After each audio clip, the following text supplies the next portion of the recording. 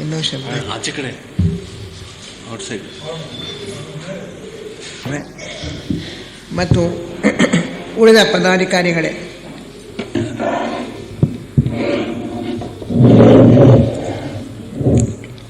ಈ ದಿನ ನನ್ನ ಭಾಷಣದ ವಿಷಯ ನಮ್ಮ ಅಂತಸ್ಥ ಶಕ್ತಿಗಳನ್ನು ಹೇಗೆ ಬೆಳೆಸ್ಕೊಳ್ಳೋದು ಅಂಥೇಳಿ. ಒಬ್ಬೊಬ್ಬ ಆತ್ಮನನ್ನು ಸೃಷ್ಟಿಸಿದಾಗಲೂ ಸಹ ಈಶ್ವರನು ಅವರು ಜೀವನ್ಮುಕ್ತರಾದಾಗ ಅವರ ರೂಪ ಹೇಗಿರಬೇಕು, ಲಕ್ಷಣಗಳು ಹೇಗಿರಬೇಕು, ಅವರು ಯಾವ್ಯಾವ ಶಕ್ತಿ ಸಾಮರ್ಥ್ಯಗಳನ್ನು ಬೆಳೆಸ್ಕೊಂಡಿರಬೇಕು ಅನ್ನೋದ್ರ ಬಗ್ಗೆ ಮೊದಲೇ ನಿರ್ಧರಿಸಿಬಿಟ್ಟಿರ್ತಾನೆ. ಆ ಎಲ್ಲ ಒಂದು ರೂಪ ಮತ್ತು ಸಾಮರ್ಥ್ಯಗಳ ಒಂದು ಚಿತ್ರ, ಅದನ್ನು ನಾವು ಪ್ಲೇಟೋ ಆರ್ಕಿಟೈಪ್ ಅಂತ ಕರೆದಿದ್ದಾನೆ. ಅವನ ಆದರ್ಶ ರೂಪ ಅಂತ ಹೇಳ್ಬೋದು. ಈ ಆದರ್ಶ ರೂಪ ಕಾಸ್ಮಿಕ್ ಮೆಂಟಲ್ ವರ್ಲ್ಡ್ ಅಂದರೆ ವಿಶ್ವ ಮನೋಲೋಕದಲ್ಲಿ ಅದಿದೆ.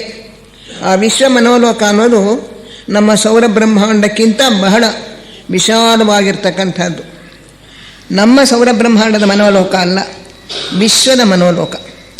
ಅಲ್ಲಿ ಆ ನಮ್ಮ ಆದರ್ಶ ರೂಪಗಳಿವೆ, ನಾವು ಕಾಣಿಸ್ತಾ ಇಲ್ಲ. ಈ ಸಂಸರಣೆ ಅನ್ನೋದು ನಿರಂತರವಾಗಿ ಮುಂದುವರ್ಕೊಂಡು ಹೋಗುತ್ತೆ. ಜೀವನ್ಮುಕ್ತರಾದ ಮೇಲೆ ಅವರ ಮುಂದೆ 7 ಮಾರ್ಗಗಳು ತೆರೆದುಕೊಳ್ಳುತ್ತವೆ ಅಂತ, 7 ಭಾಗಗಳು.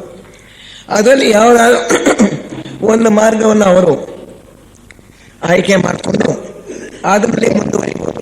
ಒಂದು ಭಾಗ 7 ಮಾರ್ಗಗಳ ಬಗ್ಗೆ ಅದನ್ನು ಇರೋರು ಓದ್ಕೋಬೋದು. ಅದರಲ್ಲಿ ಒಂದು ಮಾರ್ಗ ಮನುಷ್ಯರಾಗಿ ಜನ್ಮ ತಾಳಿ ಮಾನವ ವರ್ಗಕ್ಕೆ ಸಹಾಯ ಮಾಡ್ತಕ್ಕಂಥದ್ದು. ಈ ಪ್ರಪಂಚವನ್ನು ನಡೆಸೋದಕ್ಕೋಸ್ಕರ ಒಂದು ಅಂತಃ ಸರ್ಕಾರ ಇದೆ, ಇನ್ನರ್ ಗೌರ್ಮೆಂಟ್ ಅಂತ ಹೇಳ್ತಾರೆ.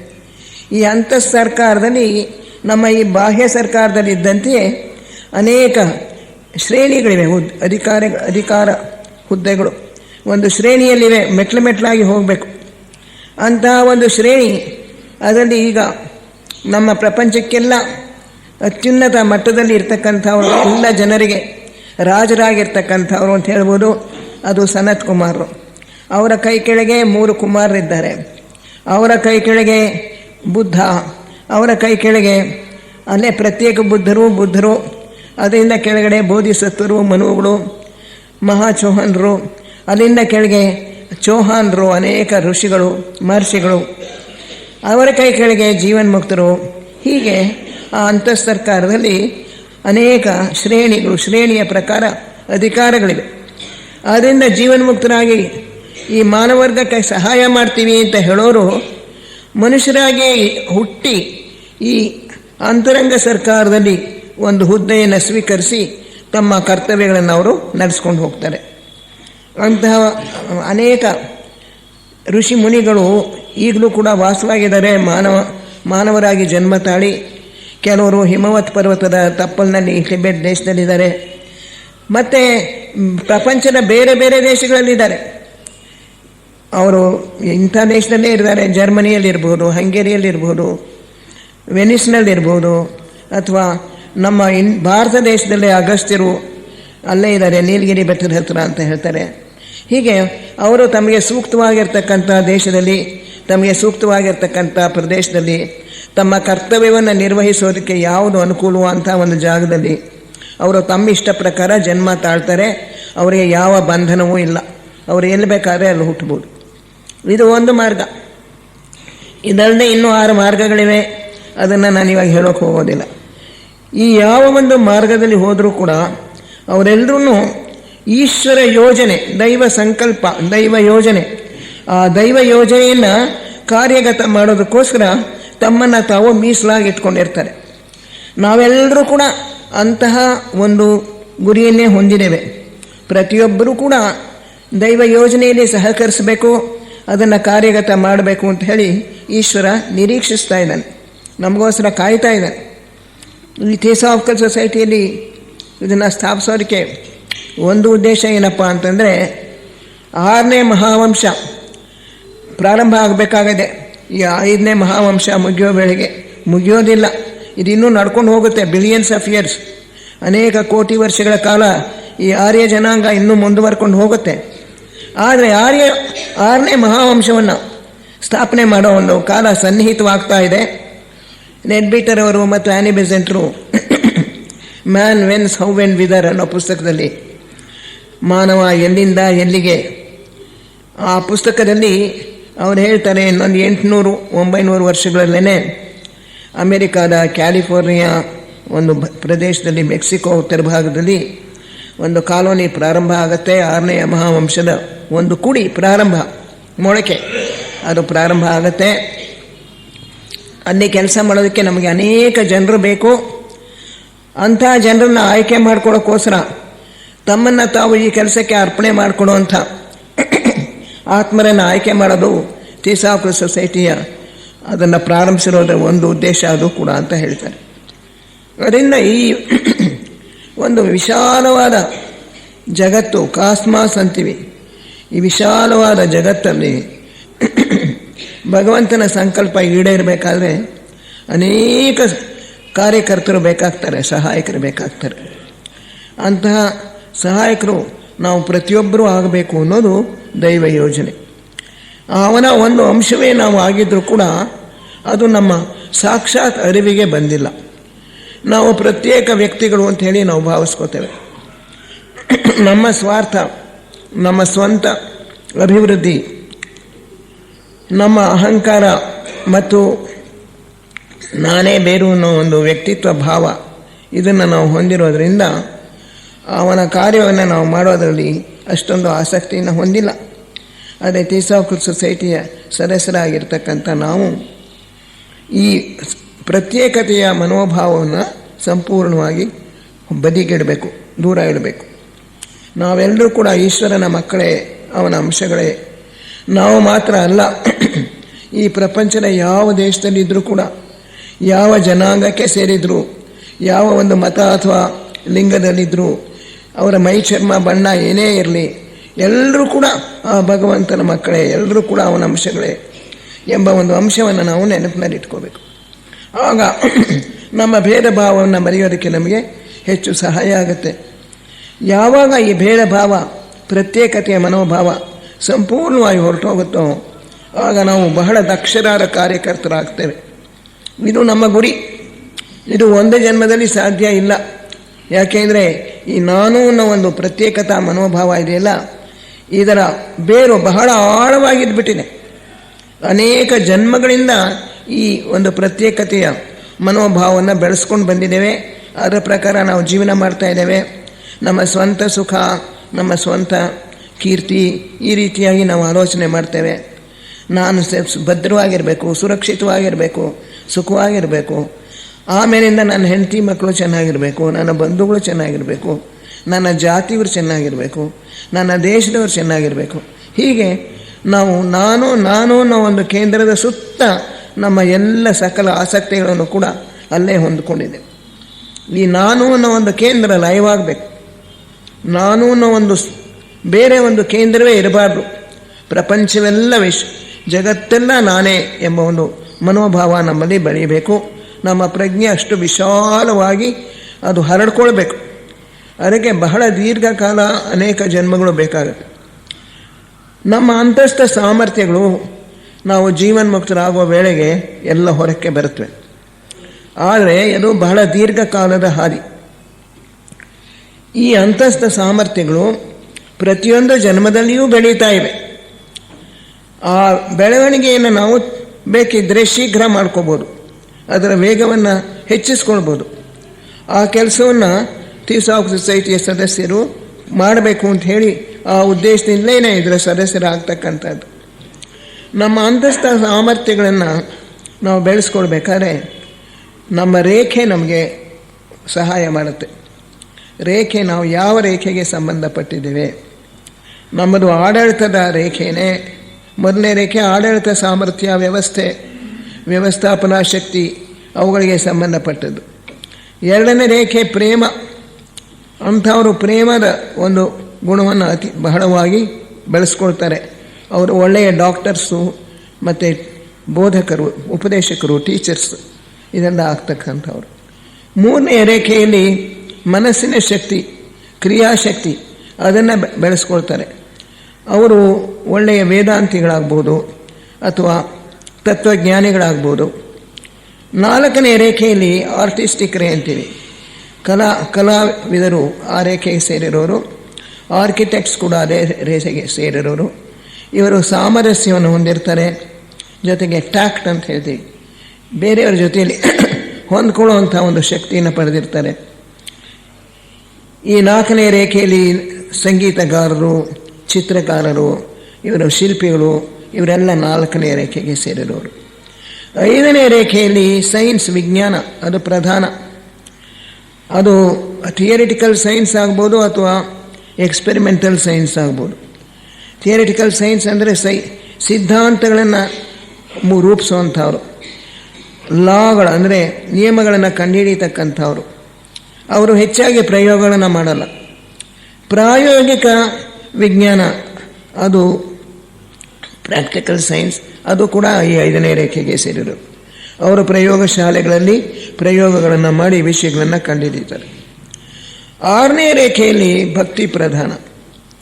ಅದು ಸಾಕಾರ ರೂಪದ ಭಗವಂತನ ಮೇಲೆ ಇರತಕ್ಕಂಥ ಭಕ್ತಿ ಆಗ್ಬೋದು ಅಥವಾ ನಿರಾಕಾರ ರೂಪದ ಭಗವಂತನನ್ನು ಕುರಿತ ಭಕ್ತಿ ಆಗ್ಬೋದು. ಆದ್ದರಿಂದ ಈ ಭಕ್ತಿ ಮಾರ್ಗ 6ನೇ ರೇಖೆಗೆ ಸೇರಿರೋದು. 7ನೇ ಮಾರ್ಗ, 7ನೇ ರೇಖೆ ಸೆರೆಮೋನಿಯಲ್ ರೇ ಅಂತ ಕರೀತೇವೆ. ವ್ರತಗಳು, ಸಂಸ್ಕಾರಗಳು, ಪೂಜೆಗಳು, ಇವುಗಳಲ್ಲಿ ಆಸಕ್ತಿ ಇರ್ತಕ್ಕಂಥವರು 7ನೇ ಮಾರ್ಗದವರು. ಅದರಿಂದ ನಮ್ಮ ಮಾರ್ಗ ಯಾವುದು, ನಮ್ಮ ಸ್ವಭಾವ ಎಂಥದ್ದು, ಇದನ್ನು ಮೊದಲು ನಾವು ತಿಳ್ಕೊಳ್ಬೇಕು. ನನಗೆ ಆಡಳಿತದಲ್ಲಿ ಹೆಚ್ಚು ಆಸಕ್ತಿ ಇದೆಯೇ, ರಾಜಕೀಯ ವ್ಯಕ್ತಿಗಳೆಲ್ಲ ಪ್ರಾಯಶಃ 1ನೇ ರೇಖೆಗೆ ಸೇರಿರ್ತಕ್ಕಂಥವ್ರು. ಈಗ ರಾಜಕೀಯ ಬಹಳ ಅಪವಿತ್ರವಾಗಿದೆ, ಅಪರಿಶುದ್ಧವಾಗಿದೆ, ಕೆಳಮಟ್ಟದಲ್ಲಿದೆ. ಆದರೆ ಅದರ ಮಟ್ಟ ಏರ್ತಾ ಹಿಂದೆ ರಾಜವಂಶಗಳಲ್ಲಿ ಅವರು ಭಗವಂತನ ಒಂದು ಅಂಶವನ್ನು ಹೊಂದಿದ್ದಾರೆ ಎಂಬ ಭಾವನೆ ಇಟ್ಕೊಂಡಿರ್ತಾಯಿದ್ರು. ಉದಾಹರಣೆಗೆ ನಾಲ್ವಡಿ ಕೃಷ್ಣರಾಜ ಒಡೆಯರು ಬದುಕಿದ್ದಾಗ, ಅವರು ದಸರಾ ಕಾಲದಲ್ಲಿ ಮೆರವಣಿಗೆ ಹೋದಾಗ ಎಲ್ಲ ಜನರು, ಹಳ್ಳಿಯವರು ಎಲ್ಲ ಅಲ್ಲಿ ಬಂದು ಸೇರಿ, ಈ ದೇವರೇ ಕೆಳಗೆ ಇಳಿದು ಬಂದಿದ್ದಾನೆ ಅಂತ ಹೇಳಿ ಅವರಿಗೆ ಕೈ ಮುಗಿತಾಯಿದ್ರು. ಅಂತಹ ಒಂದು ಭಕ್ತಿ ಮತ್ತು ಲಾಯಲ್ಟಿ, ಶ್ರದ್ಧೆ, ನಿಷ್ಠೆ ಜನರಲ್ಲಿ ಇತ್ತು. ಅವರ ಆಳ್ವಿಕೆಯೂ ಕೂಡ ಅಷ್ಟು ಚೆನ್ನಾಗಿರ್ತಾಯಿತ್ತು. ಜನರ ಹಿತದೃಷ್ಟಿಯಿಂದ ಅವರು ರಾಜ್ಯವನ್ನು ಆಳ್ತಾಯಿದ್ರು. ಆ ಒಂದು ದೃಶ್ಯವನ್ನು ನೆನೆಸ್ಕೊಂಡ್ರೆ ನನಗೆ ಈಗ ಯಾವ ಒಂದು ಮಟ್ಟಕ್ಕೆ ಇಳಿದಿದೆ ದಸರಾ ಮೆರವಣಿಗೆ, ಅದು ಎಷ್ಟು ಕೆಳಗಿನ ಮಟ್ಟಕ್ಕೆ ಬಂದಿದೆ ಅಂತ ಹೇಳಿ ಬಹಳ ವ್ಯಥೆ ಆಗುತ್ತೆ. ರಾಜವಂಶದವರಲ್ಲಿ ಬಹಳ ಗೌರವ ಇಟ್ಕೊಂಡಿದ್ರು ಜನರು, ಬಹಳ ಪ್ರೀತಿ ಭಕ್ತಿ ಇಟ್ಕೊಂಡಿರ್ತಾಯಿದ್ರು, ವಿಶ್ವಾಸ ಇಟ್ಕೊಂಡಿರ್ತಾಯಿದ್ರು, ನಿಷ್ಠೆ ಇಟ್ಕೊಂಡಿರ್ತಾಯಿದ್ರು. ಮನು ಹಿಂದೆ ರಾಜನಾಗಿ ಹುಟ್ಟುತ್ತಾ ಇದ್ದಾಗ ಅವನಲ್ಲಿ ಎಲ್ಲರೂ ಕೂಡ ಅವನು ಹೇಳಿದ್ದಕ್ಕೆ ಚಾಚೂ ತಪ್ಪದೆ ವಿಧಾಯರಾಗಿ ನಡ್ಕೊಂಡು ಹೋಗ್ತಾಯಿದ್ರು. ರಾಜ ಮನೆತನದವರು ಅಂತಹ ಒಂದು ಪವಿತ್ರವಾದ ಪರಿಶುದ್ಧವಾದ ಆಡಳಿತವನ್ನು ಜನರಿಗೆ ಕೊಡಬೇಕು. ಅದು 1ನೇ ರೇಖೆಯವರ ಉದ್ದೇಶ. 2ನೇ ರೇಖೆಯಲ್ಲಿ ಬೋಧಕರು, ಉಪದೇಶಕರು, ಟೀಚರ್ಸ್, ಡಾಕ್ಟರ್ಸು, ವೈದ್ಯರು, ರೋಗಿಯ ಹಿತದೃಷ್ಟಿಯಿಂದ ಕೆಲಸ ಮಾಡ್ತಕ್ಕಂಥವರು, ಅಂಥವರು ಕೂಡ ಈಗ ಬಹಳ ಕಡಿಮೆ ಆಗ್ತಾ ಇದ್ದಾರೆ. 3ನೇ ರೇಖೆಯಲ್ಲಿ ತತ್ವಜ್ಞಾನಿಗಳು. ನಮ್ಮದು ಯಾವುದು, ನಮಗೆ ಯಾವುದರಲ್ಲಿ ಆಸಕ್ತಿ ವಿಶೇಷವಾಗಿದೆ, ತತ್ವಜ್ಞಾನದಲ್ಲಿ ವಿಶೇಷವಾಗಿದೆಯೇ, ವಿಜ್ಞಾನದಲ್ಲಿದೆಯೇ, ಅಥವಾ ನನ್ನದು ಭಕ್ತಿ ಮಾರ್ಗವೇ, ಇದನ್ನು ನಾವು ಮೊದಲು ನೋಡ್ಕೋಬೇಕು. ನಮ್ಮನ್ನು ನಾವು ಆಳವಾಗಿ ಇಳಿದು ನಮ್ಮನ್ನು ನಾವು ಪರೀಕ್ಷೆ ಮಾಡ್ಕೋಬೇಕು. ನಮ್ಮ ಸ್ವಭಾವವನ್ನು ನಾವು ಅಧ್ಯಯನ ಮಾಡಬೇಕು. ಅದರಿಂದ ಒಂದು ಪುಸ್ತಕ ಇಟ್ಕೊಂಡು ನಮಗೆ ಯಾವ ಕೆಲಸಗಳು ಇಷ್ಟ, ಯಾವ ಕೆಲಸ ಮಾಡಿದ್ರೆ ನನಗೆ ಸಂತೋಷ ಆಗುತ್ತೆ, ಇನ್ನರ್ ಸ್ಯಾಟಿಸ್ಫ್ಯಾಕ್ಷನ್, ಆಂತರಿಕವಾಗಿ ನನಗೆ ತೃಪ್ತಿ ದೊರಕುತ್ತೆ ಅನ್ನೋದನ್ನು ನಾವೇ ಪತ್ತೆ ಮಾಡಬೇಕು. ಒಬ್ಬ ಸೈಕಿಯಾಟ್ರಿಸ್ಟ್ ಹತ್ರ ಒಬ್ಬರು ಡಾಕ್ಟರ್ ಬರ್ತಾರೆ, ಮನೋರೋಗ ತಜ್ಞರ ಹತ್ರ. ಅವರು ಒಳ್ಳೆಯ ಸರ್ಜನ್ನು, ಚೆನ್ನಾಗಿ ಸಂಪಾದನೆಯೂ ಇತ್ತು, ಅನುಕೂಲಿಯಾಗಿರ್ತಕ್ಕಂಥ ಹೆಂಡತಿ, ಮಕ್ಕಳು, ಎಲ್ಲ ರೀತಿಯಾದಂಥ ಸೌಕರ್ಯಗಳಿದ್ವು, ಮನೆ ಇತ್ತು, ಕಾರ್ ಇತ್ತು, ಗೌರವ ಇತ್ತು. ಆಗ ಆ ಡಾಕ್ಟ್ರು ಬಂದು ಆ ಮನೋವೈದ್ಯರ ಹತ್ರ ಹೇಳ್ತಾರೆ, ನನಗೆಲ್ಲ ಇದೆ, ಆದರೆ ಈಗ ಸುಮಾರು 2-3 ತಿಂಗಳಿಂದ ಮನಸ್ಸಿನಲ್ಲಿ ಏನೋ ಒಂದು ಅತೃಪ್ತಿ, ಅಸಮಾಧಾನ, ಎಲ್ಲರ ಮೇಲೂ ಕೂಡ ಸಿಡುಕ್ತಾ ಇದ್ದೀನಿ. ಪ್ರಾರಂಭದಲ್ಲಿ ಬರೀ ಸೇವಕರ ಮೇಲೆ ಸಿಡುಕ್ತಾ ಇದ್ದೆ, ಇವಾಗ ಹೆಂಡತಿ ಮಕ್ಕಳ ಮೇಲೂ ಸಿಡುಕ್ತಾ ಇರ್ತೀನಿ. ನನಗೆ ಗೊತ್ತು ನಾನು ಸರಿಯಾದ ಕಾರಣ ಇಲ್ಲದೆ ಸಿಡುಕು ಬರ್ತಾ ಇದೆ ನನಗೆ ಅಂಥೇಳಿ ಆ ಸಿಟ್ಟನ್ನು ಕಂಟ್ರೋಲ್ ಮಾಡೋಕ್ಕೆ ನನಗೆ ಆಗ್ತಾಯಿಲ್ಲ. ನಾನು ಹೀಗೆ ಮುಂದುವರೆದ್ರೆ ಏನಾಗುತ್ತೋ ಗೊತ್ತಿಲ್ಲ. ದಯವಿಟ್ಟು ನನಗೆ ಈ ಸಿಟ್ಟಿನ ಒಂದು ರೋಗವನ್ನು ನಿವಾರಣೆ ಮಾಡಬೇಕು ಅಂಥೇಳಿ ಕೇಳ್ಕೊಳ್ತಾರೆ. ಆಗ ಮನೋವೈದ್ಯರು ಹೇಳ್ತಾರೆ, ನೀವು 3 ವಾರ ಒಂದೊಂದು ಕೆಲಸ ಮಾಡಿ, ನಿಮಗೆ ಯಾವುದು ತುಂಬ ಇಷ್ಟನೋ ಅಂತ ಒಂದು ಕೆಲಸ, ಒಂದೊಂದು ಕೆಲಸನೂ 3 ವಾರ ಮಾಡಿ, ಆಮೇಲೆ ನನಗೆ ಬಂದು ವರದಿ ಮಾಡಿ ಅಂತ ಹೇಳ್ತಾರೆ. ಸರಿ ಅಂತ ಅವರು ಡಾಕ್ಟ್ರು ಹೋಗ್ತಾರೆ. ಅವ್ರಿಗೆ ನಿಮಗೇನೇನು ಇಂಟ್ರೆಸ್ಟ್ ಜಾಸ್ತಿ ಇದೆ ಅಂತ ಅವ್ರು ಡಾಕ್ಟ್ರು ಕೇಳ್ತಾರೆ. ನನಗೆ ಪುಸ್ತಕಗಳನ್ನು ಓದೋದಕ್ಕೆ ಇಷ್ಟ, ತೋಟದ ಕೆಲಸ ಮಾಡೋದಕ್ಕೆ ಇಷ್ಟ, ಆಮೇಲೆ ಯಾರಿಗಾದರೂ ಸಹಾಯ ಮಾಡಬೇಕು ಅನ್ನೋ ಇಷ್ಟನೂ ಇದೆ ಅಂತ. ಒಂದೊಂದು ಕೆಲಸನೂ 3 ವಾರ ಮಾಡಿ ಅಂತ.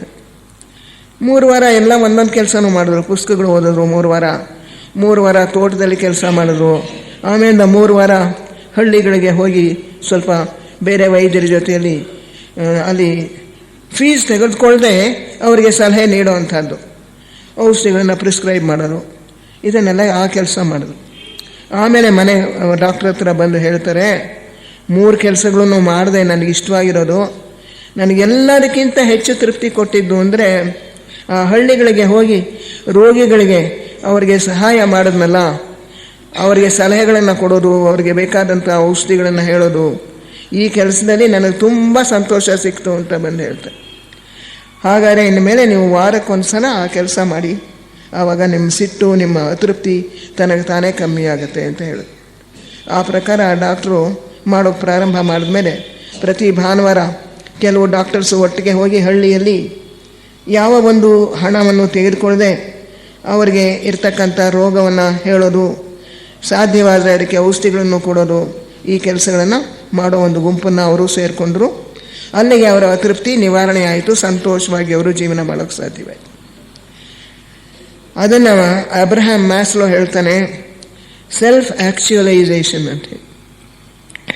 ಸೆಲ್ಫ್ ಆ್ಯಕ್ಚುಯಲೈಸೇಷನ್ ಅಂದರೆ ನಮ್ಮ ಒಳಗೆ ಯಾವ ಒಂದು ಸಾಮರ್ಥ್ಯ, ಸಾಮರ್ಥ್ಯ ಇದೆಯೋ ಅದನ್ನು ಹೊರಗಡೆ ವ್ಯಕ್ತ ಮಾಡೋದು, ಪ್ರಕಟಪಡಿಸೋದು, ಅದನ್ನು ಬೆಳೆಸ್ಕೊಂಡು ಅದನ್ನು ನಮ್ಮ ಜೀವನದಲ್ಲಿ ವ್ಯಕ್ತ ಮಾಡೋದು. ಆಗ ನಮಗೆ ತೃಪ್ತಿ ಸಿಗತ್ತೆ. ಒಂದು ಅಂತಿಮ ಗುರಿ ಇದೆ, ಪ್ರತಿಯೊಬ್ಬ ಮನುಷ್ಯನಿಗೂ ಒಂದು ಅಂತಿಮ ಗುರಿ ಇದೆ. ನಾನು ಮೊದಲೇ ಹೇಳಿದ ಹಾಗೆ ಆ ಭಗವಂತನ ಕಿಂಕರರಾಗ್ತಕ್ಕಂಥದ್ದು, ಅವನ ಕೆಲಸದಲ್ಲಿ ಭಾಗವಹಿಸ್ತಕ್ಕಂಥದ್ದು, ಬಹಳ ಉನ್ನತ ಮಟ್ಟದಲ್ಲಿ ಅವನ ಕೆಲಸವನ್ನು ಮಾಡ್ತಕ್ಕಂಥದ್ದು, ಅದು ನಮ್ಮ ಪ್ರತಿಯೊಬ್ಬರ ಅಂತಿಮ ಗುರಿ. ಆ ಗುರಿಯನ್ನು ನಾವು ಒಂದೇ ಜನ್ಮದಲ್ಲಿ ಪಡ್ಕೊಳ್ಳೋಕೆ ಸಾಧ್ಯ ಇಲ್ಲ. ಆದರೆ ನಮ್ಮ ಒಳಗೆ ಇರ್ತಕ್ಕಂಥ ಕೆಲವು ಶಕ್ತಿಗಳು, ಸಾಮರ್ಥ್ಯಗಳನ್ನು ಈ ಜನ್ಮದಲ್ಲೇ ನಾವು ವ್ಯಕ್ತ ಮಾಡ್ಕೊಳ್ಳೋಕೆ ಸಾಧ್ಯ. ಇದನ್ನು ನಾವು ಶಾರ್ಟ್ ಟರ್ಮ್ ಗೋಲ್ ಅಂತ ಹೇಳ್ಬೋದು. ಲಾಂಗ್ ಟರ್ಮ್ ಗೋಲು ಜೀವನ್ಮುಕ್ತರಾಗೋದು, ಭಗವಂತನ ಅವನ ಸಹಕಾರಿಗಳಾಗೋದು. ಶಾರ್ಟ್ ಟರ್ಮ್ ಗೋಲ್ ಏನಪ್ಪ ಅಂದರೆ ನಮ್ಮ ಒಳಗೆ ಇರ್ತಕ್ಕಂಥ ಈ ಅಂತಸ್ಥ ಸಾಮರ್ಥ್ಯ ಶಕ್ತಿಗಳನ್ನು ಬೆಳೆಸ್ಕೊಂಡು ಹೊರಗೆ ತಂದು ಅದನ್ನು ಈ ಜನ್ಮದಲ್ಲೇ ಪ್ರಕಟಪಡಿಸೋದು. ಇದನ್ನು ಮಾಡಿದ್ರೆ ನಮಗೆ ಬಹಳ ಆಂತರಿಕ ತೃಪ್ತಿ, ಇನ್ನರ್ ಸ್ಯಾಟಿಸ್ಫ್ಯಾಕ್ಷನ್, ಅಂತ ತೃಪ್ತಿ ಅಂತ ಹೇಳ್ಬೋದು, ಇದು ನಮಗೆ ಬರುತ್ತೆ. ಇದನ್ನು ನಾವು ಮಾಡಬೇಕಾದ್ರೆ ಇದಕ್ಕೂ ಕೂಡ ನಮ್ಮ ಶಕ್ತಿ ಸಾಮರ್ಥ್ಯ ನಮಗೆ ಗೊತ್ತಾಗಬೇಕು. ಅದಕ್ಕೋಸ್ಕರ ಎಡ್ಗರ್ ಕೇಸಿ ಅವನು ಕೂಡ ಮನಃಶಾಸ್ತ್ರಜ್ಞ ಅಂತಲೇ ಹೇಳ್ಬೋದು. ಹಿಂದಿನ ಶತಮಾನದಲ್ಲಿದ್ದಂಥ ಒಬ್ಬ ಯೋಗ ದೃಷ್ಟಿಯನ್ನು ಹೊಂದಿದ್ದ ಪುರುಷ. ಅವನು ಏನು ಹೇಳ್ತಾನೆ ಅಂದರೆ, make A list of your positive points and negative points. ನಿಮ್ಮಲ್ಲಿ ಇರ್ತಕ್ಕಂಥ ಧನಾತ್ಮಕ ಗುಣಗಳು ಮತ್ತು ಸಾಮರ್ಥ್ಯಗಳನ್ನು ಒಂದು ಕಡೆ ಪಟ್ಟಿ ಮಾಡಿ, ಆಮೇಲೆ ಇನ್ನೊಂದು ಕಡೆ ನಿಮ್ಮಲ್ಲಿರ್ತಕ್ಕಂಥ ಋಣಾತ್ಮಕ ಗುಣಗಳು, ನೆಗೆಟಿವ್ ಪಾಯಿಂಟ್ಸ್, ಕೋಪ, ಸಿಟ್ಟು, ಅಹಂಕಾರ, ಜಂಬ ಕೊಚ್ಕೊಳ್ಳೋದು, ಮತ್ತು ದುಡ್ಡಿನ ಬಗ್ಗೆ ಅತಿಯಾಸೆ, ತಿಂಡಿ ಪೋತತನ, ಮಾತನಾಡೋದಕ್ಕೆ ಚಾಪಲ್ಯ, ಏನೇನು ನಿಮಗೆ ದೋಷಗಳು ದುರ್ಗುಣಗಳು ಇವೆಯೋ ಅದನ್ನೆಲ್ಲ ಇನ್ನೊಂದು ಪಟ್ಟಿ ಮಾಡಿ. ಈಗ ನಿಮ್ಮ ಅಲ್ಲಿರ್ತಕ್ಕಂಥ ಪಾಸಿಟಿವ್ ಪಾಯಿಂಟ್ಸ್, ಧನಾತ್ಮಕ ಗುಣಗಳನ್ನು ಅವುಗಳನ್ನು ಬೆಳೆಸ್ಕೊಳ್ಳೋದಕ್ಕೆ ಪ್ರಯತ್ನ ಮಾಡಿ, ಅದರ ಮೇಲೆ ಹೆಚ್ಚು ಗಮನ ಕೊಡಿ. ನಿಮ್ಮಲ್ಲಿರೋ ಋಣಾತ್ಮಕ ಗುಣಗಳಿಗೆ ಗಮನ ಕೊಡಬೇಡಿ, ಅವು ತನಗೆ ತಾನೇ ಕಮ್ಮಿ ಆಗುತ್ತೆ. ಯಾವಾಗ ನೀವು ಧನಾತ್ಮಕ ಗುಣಗಳನ್ನು, ಸಾಮರ್ಥ್ಯಗಳನ್ನು ಬೆಳೆಸ್ಕೊಂಡು ಪ್ರಪಂಚಕ್ಕೆ ಸಹಾಯ ಮಾಡೋದಕ್ಕೆ ಪ್ರಾರಂಭ ಮಾಡ್ತಿರೋ, ಆವಾಗ ನಿಮ್ಮಲ್ಲಿರೋ ದೋಷಗಳು ದುರ್ಗುಣಗಳು ತಮಗೆ ತಾವೇ ಕಡಿಮೆ ಆಗ್ತಾ ಬರುತ್ತವೆ. ಆದರೆ ಅವು ಯಾವುದು ಅನ್ನೋದು ನಿಮ್ಮ ಗಮನದಲ್ಲಿ ಇರಬೇಕು. ನಿಮಗೆ ಅದು ಗೊತ್ತಿತ್ತು ಅಂತಂದರೆ ಅವು ತನಗೆ ತಾನೇ ಕಡಿಮೆ ಆಗ್ತಾ ಬರ್ತವೆ ಅಂತ ಹೇಳಿ ಎಡ್ಗರ್ ಕೇಸಿ ಹೇಳ್ತಾರೆ. ಅದರಿಂದ ನಾವು ಒಬ್ಬೊಬ್ಬರು ಕೂಡ ನಮ್ಮಲ್ಲಿರೋ ಸಾಮರ್ಥ್ಯಗಳು, ಶಕ್ತಿಗಳು, ಸದ್ಗುಣಗಳು ಇವುಗಳದ್ದು ಒಂದು ಪಟ್ಟಿ ಮಾಡ್ಕೋಬೇಕು. ಅದೇ ರೀತಿಯಲ್ಲಿ ನಮ್ಮಲ್ಲಿರ್ತಕ್ಕಂಥ ದೋಷಗಳು, ದುರ್ಗುಣಗಳು ಇವುಗಳದ ಒಂದು ಪಟ್ಟಿ ಮಾಡ್ಕೋಬೇಕು. ಈ ಧನಾತ್ಮಕ ಗುಣಗಳು ಮತ್ತು ಸಾಮರ್ಥ್ಯಗಳ ಮೇಲೆ ನಮ್ಮ ಗಮನವನ್ನು ಹೆಚ್ಚಾಗಿ ಕೊಡಬೇಕು, ಕೇಂದ್ರೀಕರಿಸಬೇಕು. ಧ್ಯಾನ ಕಾಲದಲ್ಲಿ ಇವುಗಳು ನನ್ನಲ್ಲಿ ಬೆಳೆಯಲಿ, ಇವು ಹೆಚ್ಚು ಹೆಚ್ಚಾಗಿ ಪ್ರಕಟವಾಗಲಿ, ನನ್ನ ಆತ್ಮನಲ್ಲಿರ್ತಕ್ಕಂಥ ಈ ಸಾಮರ್ಥ್ಯಗಳು ಹೊರಬರಲಿ ಅಂತ ಹೇಳಿ ಓಂಕಾರವನ್ನು ಉಚ್ಚರಿಸ್ತಾ ಮೆಲುವಾಗಿ ಆ ಒಂದು ಸಂಕಲ್ಪ ಮಾಡ್ಕೊಳ್ತಾ ಹೋಗಬೇಕು. ಈ ರೀತಿ ಮಾಡ್ಕೊಳ್ತಾ ಹೋದರೆ ಕ್ರಮಕ್ರಮವಾಗಿ ನಮ್ಮ ಒಳಗಿರೋ ಸಾಮರ್ಥ್ಯಗಳು ಹೊರಗಡೆ ಬರೋದಕ್ಕೆ ಪ್ರಾರಂಭ ಆಗುತ್ತೆ. ಧ್ಯಾನ ಕಾಲದಲ್ಲಿ ಇವುಗಳಿಗೆ ನಾವು ಹೆಚ್ಚಿನ ಒಂದು ಗಮನವನ್ನು ಕೊಡಬೇಕು. ಪ್ರತಿದಿನದ ಜೀವನದಲ್ಲಿ ಪ್ರತಿದಿನವೂ ಬೆಳಗ್ಗೆ ಎದ್ದು ಕೂಡಲೇ ನಾನು ಆ ಭಗವಂತನ ಒಂದು ಅಂಶ, ಆ ಈಶ್ವರನಿಗೆ ನನ್ನನ್ನು ನಾನು ಅರ್ಪಣೆ ಮಾಡ್ಕೋತಾ ಇದ್ದೇನೆ, ಅವನ ಕೆಲಸವನ್ನು ಈ ದಿನ ನಾನು ಪೂರ್ಣ ಮನಸ್ಸಿನಿಂದ ಮಾಡ್ತೇನೆ ಅಂತ ಹೇಳಿ ಬೆಳಗ್ಗೆ ಎದ್ದು ಕೂಡಲೇ ಸಂಕಲ್ಪ ಮಾಡಿಕೊಳ್ಬೇಕು.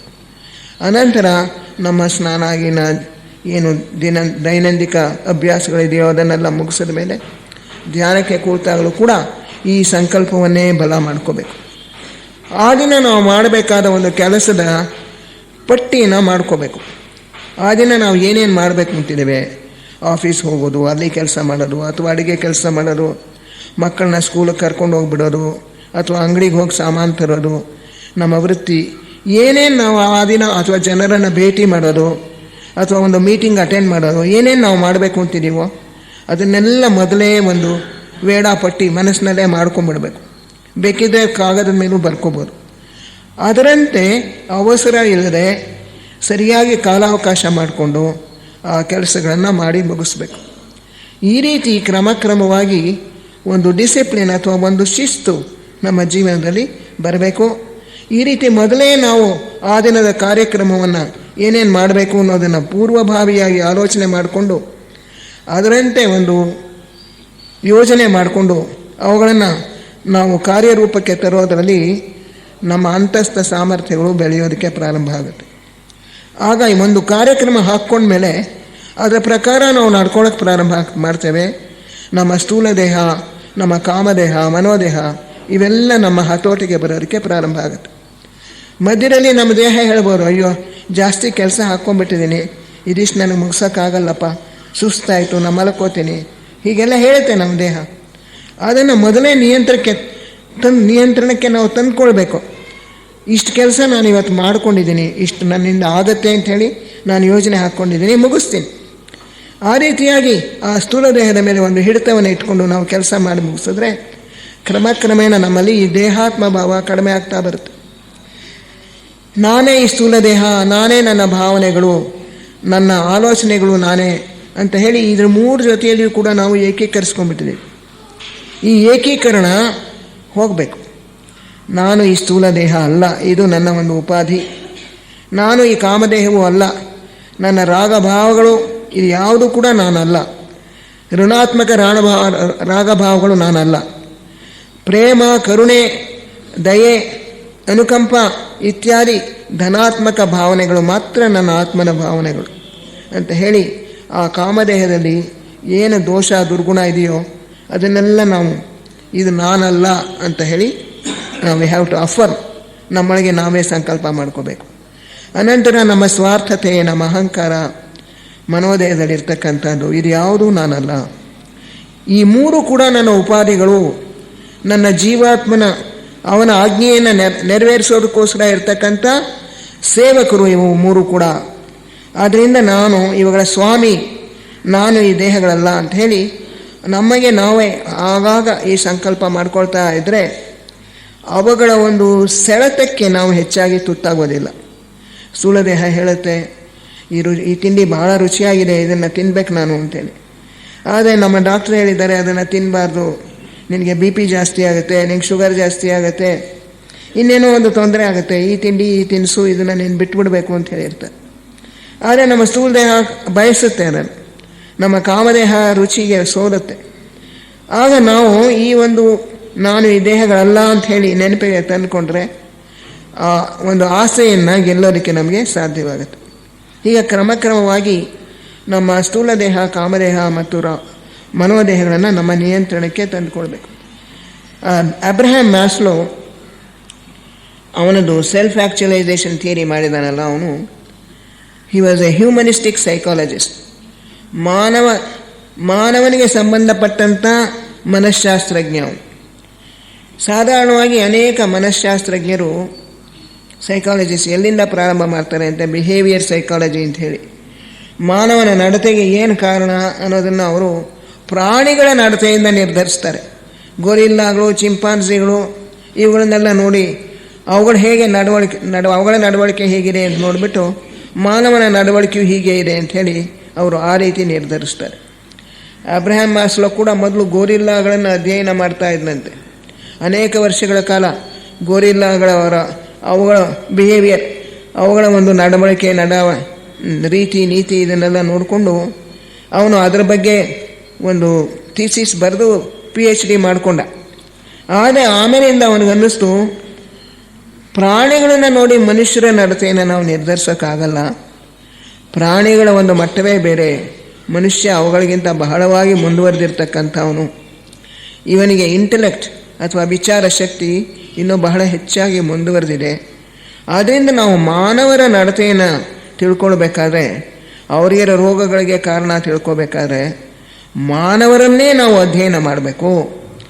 ಆಮೇಲೆ ಮಾನವನಲ್ಲಿ ಏನೇನು ಅಂತಸ್ಥ ಸಾಮರ್ಥ್ಯಗಳಿವೆ ಅನ್ನೋದನ್ನು ನಾವು ತಿಳ್ಕೊಬೇಕಾದ್ರೆ ಈ ಮಾನವ ವರ್ಗದಲ್ಲಿ ಯಾರು ಬಹಳ ಮುಂದುವರೆದಿರ್ತಾರೆ, ಯಾವುದಾದ್ರೂ ಒಂದು ಕ್ಷೇತ್ರದಲ್ಲಿ ಯಾರು ತುಂಬ ಮುಂದಕ್ಕೆ ಬಂದಿರ್ತಾರೆ ಅಂಥವರ ಜೀವನವನ್ನು ನಾವು ಪರಿಶೀಲಿಸಬೇಕು. ಆಗ ನಮಗೆ ಮಾನವರ ಒಂದು ನಡತೆ ಮತ್ತು ಅವರಿಗಿರ್ತಕ್ಕಂಥ ಹಲವು ಸ್ವಭಾವಗಳ ಕಾರಣ ಗೊತ್ತಾಗತ್ತೆ ಅಂತ ಹೇಳಿ ಅವನು ಹ್ಯೂಮನಿಸ್ಟಿಕ್ ಸೈಕಾಲಜಿ ಅಂತ ಬೇರೆ ಒಂದು ಶಾಖೆಯನ್ನೇ ಪ್ರಾರಂಭಿಸಿದ. ಮತ್ತು ಹಲವರು ಮನೋವಿಜ್ಞಾನಿಗಳು ಕೂಡ ಆ ಶಾಖೆಗೆ ಅವರು ಕೂಡ ಪ್ರೋತ್ಸಾಹ ನೀಡಿ ಅವರು ಕೂಡ ಆ ದಿಕ್ಕಿನಲ್ಲಿ ಸಂಶೋಧನೆ ಮಾಡೋದಕ್ಕೆ ಪ್ರಾರಂಭ ಮಾಡಿದ್ರು. ಅವನು ಹಲವಾರು ಗುಣಗಳನ್ನು ಹೇಳಿದ್ದಾನೆ. ಯಾರು ಸೆಲ್ಫ್ ಆ್ಯಕ್ಚುಲೈಸ್ಡ್ ಪೀಪಲ್ ಅಂದರೆ ಈ ಜೀವನದಲ್ಲಿ ತಾವು ಏನು ಮಾಡಬೇಕು ಅನ್ನೋದು ಅವರಿಗೆ ಸ್ಪಷ್ಟವಾಗಿ ಗೊತ್ತಿದೆ, ಆ ಒಂದು ನಿಟ್ಟಿನಲ್ಲಿ ಅವರು ಕೆಲಸ ಮಾಡ್ತಾ ಇದ್ದಾರೆ, ಆ ನಿಟ್ಟಿನಲ್ಲಿ ಅವರು ಶ್ರಮಿಸ್ತಾ ಇದ್ದಾರೆ. ತಮ್ಮ ಒಳಗಿರ್ತಕ್ಕಂಥ ಈ ಒಂದು ದಿಕ್ಕು, ಗುರಿ, ಅದನ್ನು ಸಾಧಿಸಬೇಕು ಅನ್ನೋದೇ ಅವರ ಸಂಕಲ್ಪ, ಅದೇ ಅವರ ಜೀವನದ ಉದ್ದೇಶ. ಆದ್ದರಿಂದ ಅಂಥವರು ಈ ಕೆಳಗಿನ ಆಸೆಗಳನ್ನೆಲ್ಲ ಸಂಪೂರ್ಣವಾಗಿ ಗೆದ್ದು ಬಿಟ್ಟಿರ್ತಾರೆ. ಅವನು ಹಲವಾರು ಲಕ್ಷಣಗಳನ್ನು ಹೇಳ್ತಾನೆ ಅಂತ ಸೆಲ್ಫ್ ಆ್ಯಕ್ಚುಲೈಸ್ಡ್ ಪೀಪಲ್. ಈ ಜನ್ಮದಲ್ಲಿ ನಾನು ಏನಾಗಬೇಕು ಅಂತ ಹೇಳಿ ನಿರ್ಧಾರ ಮಾಡಿಕೊಂಡು ಅದರಂತೆ ನಡ್ಕೊಳ್ತಾ ಇರ್ತಕ್ಕಂಥ ಈ ವ್ಯಕ್ತಿಗಳು ತಮ್ಮೊಳಗಿರೋ ಅಂತಸ್ಥ ಸಾಮರ್ಥ್ಯಗಳನ್ನು ಹೊರಗೆ ತಂದು ಅವುಗಳನ್ನ ವ್ಯಕ್ತಪಡಿಸ್ತಾ ಇರ್ತಕ್ಕಂಥ ಆ ವ್ಯಕ್ತಿಗಳು. ಅದರಲ್ಲಿ ಹಲವಾರು ಜನರನ್ನು ಅವನು ಸೇರಿಸ್ತಾನೆ. ಅಬ್ರಹಾಂ ಲಿಂಕನ್, ಅಮೆರಿಕಾದ ಪ್ರೆಸಿಡೆಂಟ್ ಆಗಿದ್ದವನು. ಆಮೇಲಿಂದ ಯುದ್ಧ ಕಾಲದಲ್ಲಿ ಅಮೆರಿಕಾದಲ್ಲಿ ಮಂತ್ರಿಯಾಗಿದ್ದಂಥ ಪ್ರಧಾನಮಂತ್ರಿಯಾಗಿದ್ದಂಥವರು ರೂಸ್ವೆಲ್ಟ್, ಇಂಗ್ಲೆಂಡ್ನಲ್ಲಿ ಪ್ರಧಾನಮಂತ್ರಿಯಾಗಿದ್ದವರು ಚರ್ಚಿಲ್, ಮತ್ತು ಇನ್ನೂ ಹಲವಾರು ವ್ಯಕ್ತಿಗಳು. ಇವ್ರನ್ನೆಲ್ಲ ಅವನು ಈ ಸೆಲ್ಫ್ ಆ್ಯಕ್ಚುಲೈಸ್ಡ್ ಪೀಪಲ್ ಅಂತ ಹೇಳಿ ಕರೀತಾನೆ. ತಮ್ಮ ಒಳಗೆ ಇರ್ತಕ್ಕಂಥ ಸಾಮರ್ಥ್ಯವನ್ನು ಹೊರಗೆ ತಂದವರು. ಅವರಲ್ಲಿ ನಾವು ಬೇಕಿದ್ರೆ ಮಹಾತ್ಮ ಗಾಂಧಿಯವ್ರನ್ನ ಸೇರಿಸ್ಕೋಬೋದು, ಜೆ ಕೃಷ್ಣಮೂರ್ತಿಯವ್ರನ್ನ ಸೇರಿಸ್ಕೋಬೋದು, ಆ್ಯನಿ ಬೆಸೆಂಟ್ರನ್ನ ಸೇರಿಸ್ಕೋಬೋದು, ಮೇಡಮ್ ಬ್ಲೆವ್ಯಾಟ್ಸ್ಕಿಯವ್ರನ್ನ ಸೇರಿಸ್ಕೋಬೋದು. ಇವರೆಲ್ಲ ತಮ್ಮ ಒಳಗಿರ್ತಕ್ಕಂಥ ಸಾಮರ್ಥ್ಯಗಳನ್ನು ಹೊರಗೆ ತಂದು ಪ್ರಕಟ ಮಾಡಿದಂಥವ್ರು. ಇವರು ಜೀವನ ಚರಿತ್ರೆಗಳನ್ನು ನಾವು ನೋಡಿದ್ರೆ ಅವರು ಯಾವ ರೀತಿಯಲ್ಲಿ ಜೀವಿಸ್ತಾರೆ ಅನ್ನೋದನ್ನು ನೋಡಿದಾಗ ಅಂತಹ ಸಾಮರ್ಥ್ಯಗಳನ್ನು ನಾವು ಕೂಡ ಹೇಗೆ ನಮ್ಮಲ್ಲಿ ಬೆಳೆಸ್ಕೊಳ್ಬೋದು ಅನ್ನೋದಕ್ಕೆ ನಮಗೆ ಸ್ವಲ್ಪ ದಾರಿ ಸಿಗುತ್ತೆ. ಆ್ಯನಿ ಬೆಸೆಂಟ್ರು ಅವರ ಜೀವನ ಚರಿತ್ರೆಯನ್ನು ನೀವು ಇನ್ನು ಬುಧವಾರ ಗುರುವಾರ ಎಲ್ಲ ಕೇಳ್ತಾ ಇದ್ದೀರಿ, ಅದರಿಂದ ನಾನು ಹೆಚ್ಚು ಹೇಳೋಕ್ಕೆ ಹೋಗಲ್ಲ. ಅವರು ಒಳ್ಳೆಯ ಭಾಷಣಕಾರರು, ಪ್ರಪಂಚದಲ್ಲೇ ಒಬ್ಬ ಶ್ರೇಷ್ಠ ವಾಗ್ಮಿ ಅಂತ ಹೇಳಿಬಿಟ್ಟು ಬರ್ಟ್ರಾಂಡ್ ರಸಲ್ ಮತ್ತು ಇನ್ನೂ ಅನೇಕರು ಅವರೆಲ್ಲ ಹೇಳಿದ್ದಾರೆ. ಜಾರ್ಜ್ ಬರ್ನಾರ್ಡ್ ಶಾ ಹೇಳ್ತಾನೆ, ಯುರೋಪ್ ಖಂಡದಲ್ಲೇ ಅವರಷ್ಟು ಉತ್ತಮವಾಗಿ ಭಾಷಣ ಕೊಡೋರು ಇನ್ಯಾರೂ ಇರಲಿಲ್ಲ ಆ ಕಾಲದಲ್ಲಿ ಅಂತೇಳಿ. ಅವ್ರಿಗೆ ಆ ಭಾಷಣ ಕಲೆ ಹೇಗೆ ಬಂತು? ಒಬ್ಬ ಹುಡುಗ ಅವ್ರನ್ನ ಕೇಳ್ತಾನೆ, ಒಬ್ಬ ವಿದ್ಯಾರ್ಥಿ, ನಿಮಗೆ ಇಷ್ಟು ಒಳ್ಳೆಯ ಭಾಷಣ ಕಲೆ ಹೇಗೆ ಬಂತು ಅಂತ. 13,000 ವರ್ಷಗಳಿಂದ ನಾನು ಭಾಷಣಗಳನ್ನು ಕೊಡ್ತಾ ಬಂದಿದ್ದೇನೆ, ಅನೇಕ ಜನ್ಮಗಳಿಂದ ಅಭ್ಯಾಸ ಮಾಡಿದ್ದೇನೆ ಅಂತ ಹೇಳಿದರು. ಈ ಜನ್ಮದಲ್ಲಿ ಕೂಡ ಅವರ ಭಾಷಣವನ್ನು ಕೊಡೋದಕ್ಕೆ ಪ್ರಾರಂಭ ಮಾಡಿದ್ದು ಅವರು ಈ ನಾಸ್ತಿಕರ ಗುಂಪಿನಲ್ಲಿ ಇದ್ದಾಗ ಅವರಿಗೆ ಅವರ ನೇತಾರರು ಹೇಳ್ತಾರೆ, ನೀನು ಉತ್ತಮ ಭಾಷಣಕಾರರು, ನಿನಗೆ ಏನು ಹೇಳಿದ್ರು ಕೂಡ ಜನ ನಂಬಿಡ್ತಾರೆ, ಆದರೆ ನೀನು ಮೊದಲೇ ಪ್ರಿಪೇರ್ ಆಗಬೇಕು, ಸಿದ್ಧತೆ ಮಾಡಿಕೊಳ್ಬೇಕು. ನೀನು 1 ಗಂಟೆ ಭಾಷಣ ಕೊಡಬೇಕಾದ್ರೆ ಕೊನೆಯ ಪಕ್ಷ 7-8 ಗಂಟೆಗಳ ಕಾಲ ಆ ವಿಷಯವಾಗಿ ಅಧ್ಯಯನ ಮಾಡು. ನೀನು ಹೇಳೋದ್ರಲ್ಲಿ ಒಂದು ಕೂಡ ತಪ್ಪು ಬರಬಾರ್ದು, ಯಾವ ಒಂದು ವಿಷಯವನ್ನು ಕೂಡ ನೀನು ತಪ್ಪಾಗಿ ಹೇಳಬಾರ್ದು. ಅದರ ಬಗ್ಗೆ ಬಹಳವಾಗಿ ನಿಖರವಾಗಿ ಮೊದಲೇ ಜ್ಞಾನವನ್ನು ಪಡ್ಕೋ.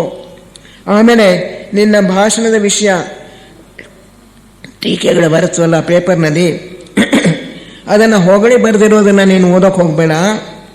ಯಾರು ನಿನ್ನ ಭಾಷಣದಲ್ಲಿರೋ ದೋಷಗಳನ್ನು ತೋರಿಸ್ಕೊಡ್ತಾರೋ ಅಂಥ ಟೀಕೆಗಳನ್ನು ಓದು, ಅದರ ಪ್ರಕಾರ ನೀನು ತಿದ್ದುಗೋ ಅಂತ ಎಲ್ಲ ಹೇಳ್ತಾರೆ.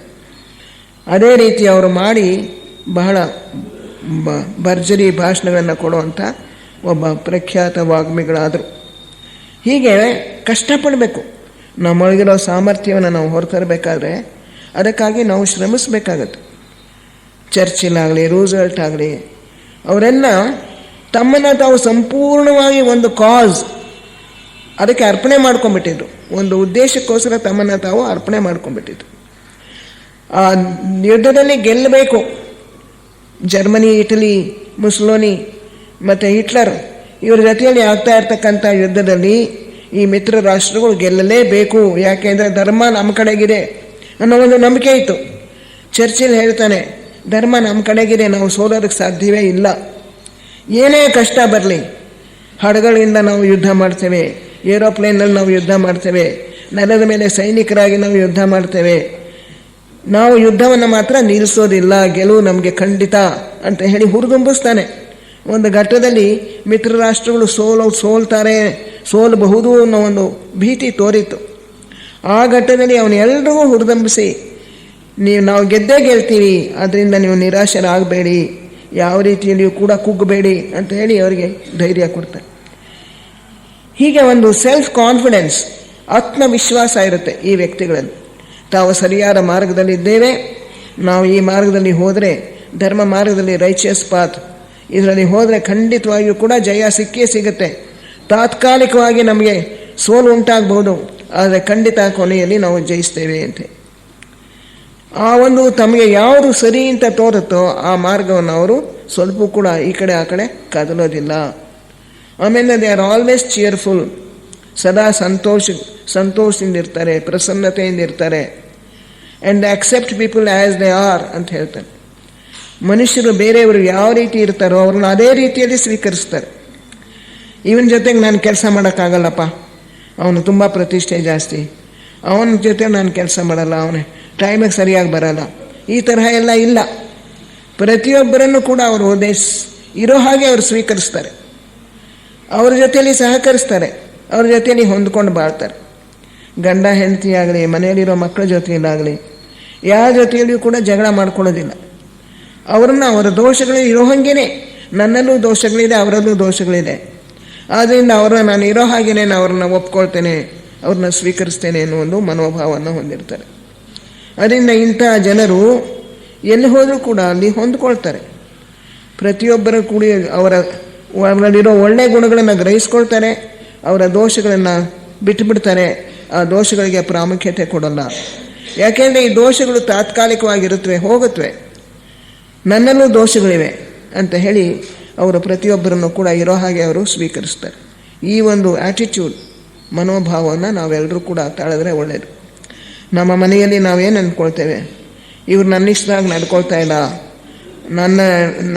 ನನ್ನ ಒಪಿನಿಯನ್ಸ್, ನನ್ನ ಅಭಿಪ್ರಾಯಗಳಿಗೆ ಅವ್ರು ಬೆಲೆ ಕೊಡೋಲ್ಲ ಅಂಥೇಳಿ ಅವ್ರ ಜೊತೆಯಲ್ಲಿ ಜಗಳ ಮಾಡೋದು, ವಾದ ಮಾಡೋದು, ಇದೆಲ್ಲ ಮಾಡಿ ಮನೆಯ ವಾತಾವರಣವನ್ನು ಕೆಡಿಸ್ತೇವೆ, ಸಂಬಂಧಗಳನ್ನು ಹಾಳು ಮಾಡ್ಕೊಳ್ತೇವೆ. ನಮಗೂ ಅವ್ರಿಗೆ ಇರ್ತಕ್ಕಂಥ ಸಂಬಂಧಗಳನ್ನು ನಾವು ಹಾಳು ಮಾಡಿಕೊಳ್ತೇವೆ. ಆದರೆ ಇವರು ಈ ಸೆಲ್ಫ್ ಆ್ಯಕ್ಚುಲೈಸ್ಡ್ ಪೀಪಲ್, ತಮ್ಮ ಒಂದು ಸಾಮರ್ಥ್ಯವನ್ನು ಹೊರಗೆ ತರ್ತಾ ಇರ್ತಕ್ಕಂಥವರು, ಅವರು ಯಾರ ಜೊತೆಯಲ್ಲಿಯೂ ಕೂಡ ಜಗಳಕ್ಕೆ ಹೋಗೋದಿಲ್ಲ, ವಾದ ವಿವಾದಗಳಿಗೆ ಹೋಗೋದಿಲ್ಲ.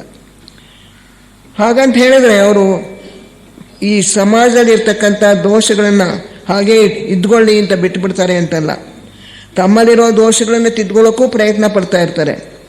ಸಮಾಜದಲ್ಲಿರ್ತಕ್ಕಂಥ ದೋಷಗಳನ್ನು ಕೂಡ ತಿದ್ದೋದಕ್ಕೆ ಪ್ರಯತ್ನಿಸ್ತಾ ಇರ್ತಾರೆ. ಆದರೆ ತಕ್ಷಣವೇ ಆಗಬೇಕು ಅಂತ ಹೇಳಿ ಅವರು ಆ ಥರ ಪಡೋದಿಲ್ಲ. ಇದು ನಿಧಾನವಾಗಿ ಆಗ್ತಕ್ಕಂಥ ಕೆಲಸ, ಮಾಡ್ತಾ ಹೋಗೋಣ. But in the mean while let me be happy and satisfied. ಅದಕ್ಕೆ ಆಗೋವರೆಗೂ ಕೂಡ ಅತೃಪ್ತಿ ಬೇಡ, ಅಸಂತೋಷ ಬೇಡ, ಜಗಳ ಕದನ ಬೇಡ, ವಾದ ವಿವಾದ ಬೇಡ. ಸಹಕಾರದಿಂದ ಪರಸ್ಪರ ಪ್ರೀತಿಯಿಂದ ನಡ್ಕೊಂಡು ಹೋಗೋಣ ಅನ್ನೋ ಒಂದು ಮನೋಭಾವವನ್ನು ತಳೆದಿರ್ತಾರೆ. ಜೊತೆಗೆ they don't care much for the opinion of others. ಬೇರೆಯವರು ತಮ್ಮ ವಿಷಯ ಏನಾದರೂ ಹೇಳ್ಕೊಳ್ಳಿ, ಏನಾದರೂ ಭಾವಿಸ್ಕೊಳ್ಳಿ, ತಮ್ಮ ಒಂದು ಅಭಿಪ್ರಾಯಕ್ಕೆ ಸರಿಯಾಗಿ ಅವರು ಜೀವನ ಮಾಡ್ತಾರೆ. ಬಟ್ಟೆ ಬರೆಗಳು ಹೀಗೆ ಇರಬೇಕು, ಈ ರೀತಿಯಾಗಿ ಇಸ್ತ್ರಿ ಮಾಡಿರೋ ಬಟ್ಟೆನೇ ಹಾಕ್ಕೋಬೇಕು, ನಾನು ನೋಡೋದಕ್ಕೆ ಬಹಳ ಗಣ್ಯನಾಗಿ ಕಾಣಿಸ್ಕೊಳ್ಬೇಕು, ಅದೆಲ್ಲ ಇಲ್ಲ. ಶೋಯಿನೆಸ್ ಇಲ್ಲವೇ ಇಲ್ಲ. ಹೇಗೆ ಇದ್ದರೆ ಹಾಗೆ ತಮಗೆ ಅನುಕೂಲವಾಗಿರ್ತಕ್ಕಂಥ ಉಡುಪನ್ನು ಹಾಕ್ಕೋತಾರೆ, ತಮಗೆ ಹೇಗೆ ಬೇಕೋ ಆ ತರಹ ಇರ್ತಾರೆ. ಇದು ಅವರ ಮತ್ತೊಂದು ಲಕ್ಷಣ. ಅಂದರೆ ಸಮಾಜದಲ್ಲಿ ತಾನು ಎದ್ದು ಕಾಣುವಂಥ ವ್ಯಕ್ತಿಯಾಗಬೇಕು ಅನ್ನೋ ಭಾವನೆ ಇಲ್ಲ ಅವರಿಗೆ, ಅಥವಾ ಬೇರೆಯವರ ಮೆಚ್ಚುಗೆಯನ್ನು ಸಂಪಾದನೆ ಮಾಡಬೇಕು ಅನ್ನೋದು ಇಲ್ಲ. ತಮ್ಮ ಕಾರ್ಯಕ್ಕೆ ಹೇಗೆ ಬೇಕೋ ಆ ರೀತಿಯಲ್ಲಿ ಅವರು ಉಡುಪು, ಆಹಾರ ಆ ರೀತಿ ಇಟ್ಕೊಂಡಿರ್ತಾರೆ. ಇವೆಲ್ಲವೂ ಕೂಡ ಅಂತಹ ವ್ಯಕ್ತಿಗಳ ಕೆಲವು ಲಕ್ಷಣಗಳು.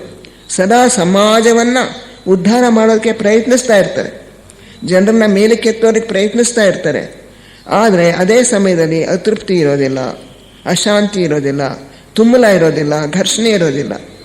ಇವೆಲ್ಲವೂ ಕೂಡ ಮತ್ತೆ ಕೆಲವು ಲಕ್ಷಣಗಳು. ತಮ್ಮನ್ನು ತಾವು ಸಂಪೂರ್ಣವಾಗಿ ಅರ್ಪಣೆ ಮಾಡ್ಕೊಂಡ್ಬಿಡ್ತಾರೆ. ದೇ ಲಿವ್ ಫಾರ್ ಎ ಕಾಸ್.